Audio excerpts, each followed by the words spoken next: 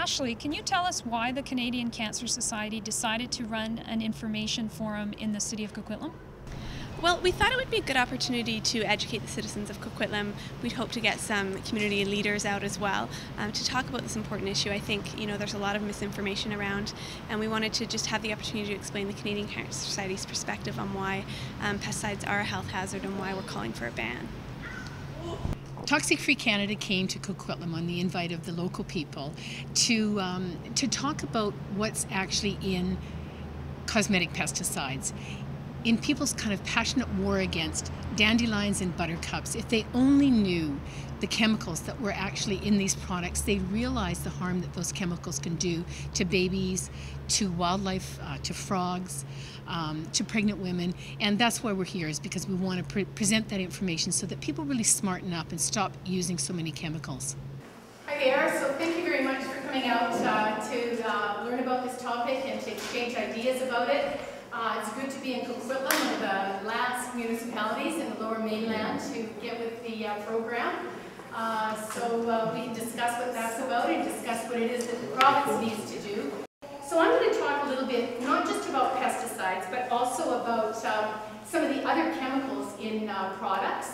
I'm here because I am genuinely really concerned, and I've done a fair amount of research on this, and I see that common cosmetic pesticides, which unfortunately are for sale in stores still, really affect the vulnerable ones. And who I would really outline as the vulnerable ones these days, or today, is I want you to see that. You see the frog, they're vulnerable to pesticides.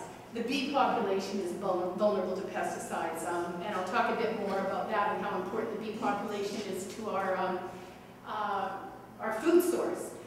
Pregnant women, the Ontario College of Family Physicians has said very clearly there's no safe level of exposure to pesticides for pregnant women, fetuses, or babies. And then babies. Babies are also very vulnerable to pesticides. And, pesticides are sprayed. So you'll walk by with your baby carriage and you could be getting your kid sprayed with a neurotoxin or an endocrine disruptor. And what we know about a lot of these chemicals is it's not about necessarily the volume of it at any one time, but it's about the timing of the dose, and it can be as small as a drop of water.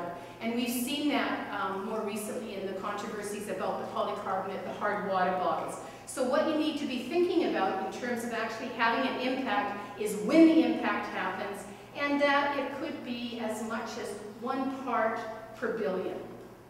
So think of an Olympic-sized swimming pool and a drop of water that goes with it.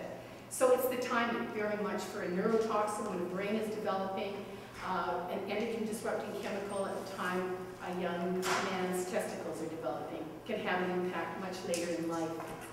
So I want to talk about chemical trespass, and I want to talk about some of the studies that have shown with blood and urine samples where people are kind of not blue-collar workers, but normal, ordinary people exposed to these kind of consumer products and environmental contaminants will be carrying like 100 toxic chemicals in their bloodstream.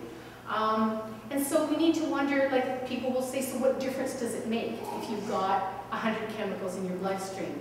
I showed you the picture at the very beginning of 4 of the really vulnerable populations that I think there are. But I think that here we are in a community college, here we are in a community, and this is why we need to be thinking about low-dose exposure and about vulnerability. And I start this by showing a picture of my son when he was much younger, probably about 11 then, so just going into adolescence, a really critical time. You see these boys, they're out playing soccer this morning. Lots of people would maybe wish they were there instead of here, but you come here. You look at them and you see them, and you see their lives, and you see who they're going to be when they grow up, and you see all the vitality that they have, and just how their whole life is stretching out before them.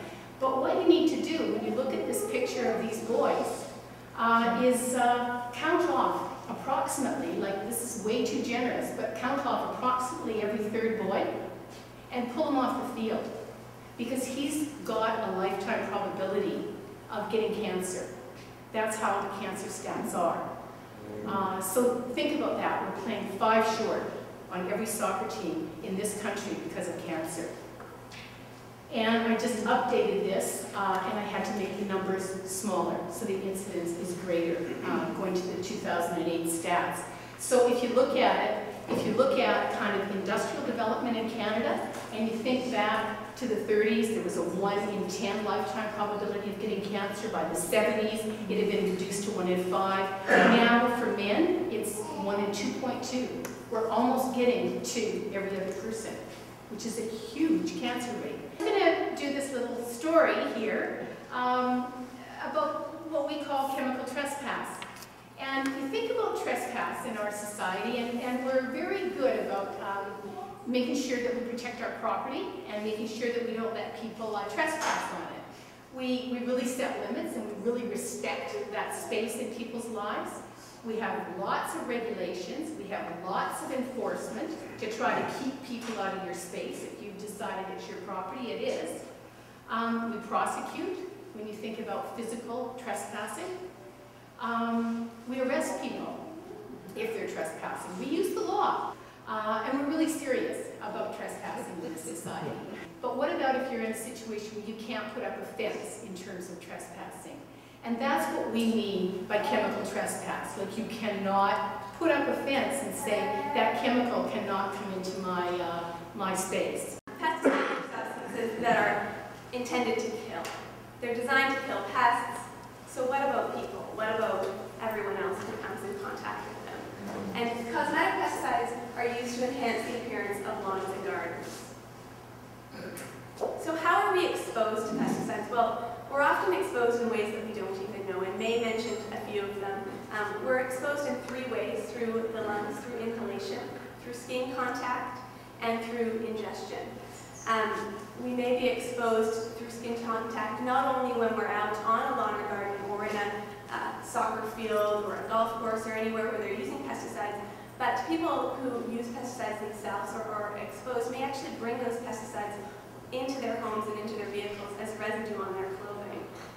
Also, we don't know when our neighbors are spraying, and the issue of drift. So perhaps you're not using pesticides, but those pesticides are drifting right over the toxic barrier or toxic trespass that May spoke about into your own property. So there's widespread scientific evidence that pesticides do cause cancer and that they're linked to many other medical conditions. The David Suzuki Foundation has a study here where they say 6,000 Canadians and 2,800 children under the age of 6 suffer acute pesticide poisoning each year. So that's quite a large number, and that's acute.